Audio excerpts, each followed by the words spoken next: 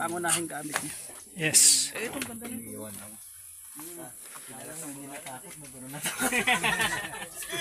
Ganda ng lugar. Ay, ganda ng lugar. Oh, kain muna tayo. Parang sa Tagaytay, Pastor. Parang sa Tagaytay. Yun sa Sky in the Palace ba yun? Parang ganito na. Oo. Sky in the Palace. Grabe. Guys, taas sa taas. Nasa ibabaw kami ng bundok, guys.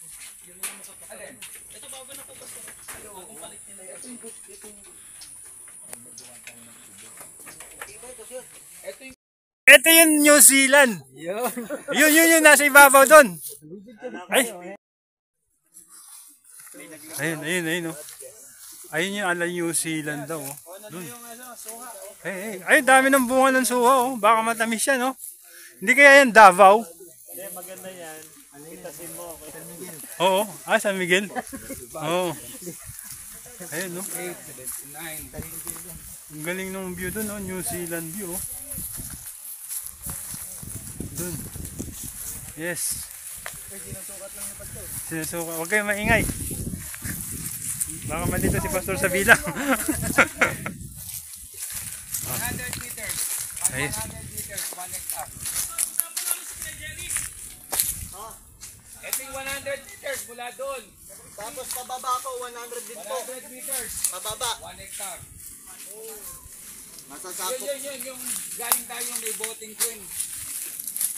Yun, ng 100 meters. Pababa 100 meters. 1 hectare yun. Ito logo bo. Kaya kung pati pababa, 2 hectare. O tara. Walang ano. Sige. Okay daw po. Imagine mo Okay na daw po. lang. Yung Pa-square pababa, siya. agwandahan. Kaya,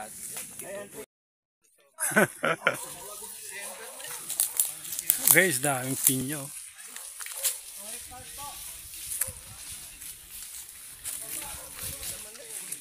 Pose. Oh, ayun. Ay siya. Oo nga, oo. Dapat may ano.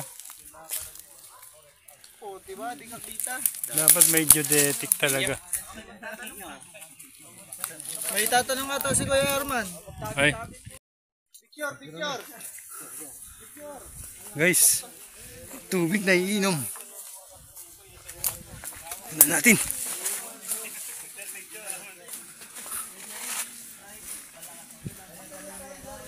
Ayan guys, kung may bukal o naiinom. Malamig yan. Ayun, oh. ay pag-araw. Ayun, oh, pure mineral. Humihina lang. Balikan natin mama. Ay, bukas. Ayun o. Malapit lang naman. Ano, drinkable yun guys, oh. Kuha tayo. Sadyang kuha nga lang ako. Kuha. 20 pesos po kada tumbler. Pinagkakitaan agad. Ang bayad ng isang hektar. Kung meron pala tayo simento ito, maging swimming pool, no? Pwede.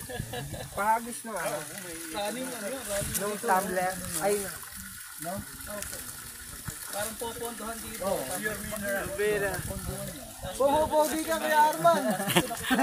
Uy, bigla na ba? Pumupogi si Kuya Arman. Ikaw ba yan? Nagsalita na. Nagbabago na yung tsura niya. Ay, may laman. Ayan, ito na. Unti-unti na nakakapakpak sa likod. Unti-unti na tumutubo. Ang buntot. Nagkakapak. Nakakalakad ka siya. Ani ang mga dito, Ani.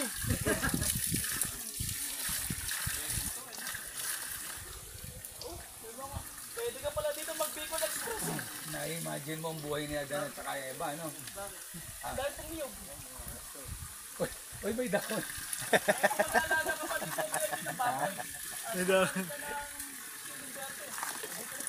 Kung nagkataon, Ilamos. Ito po, binibisita na po ng Barangay Tanod.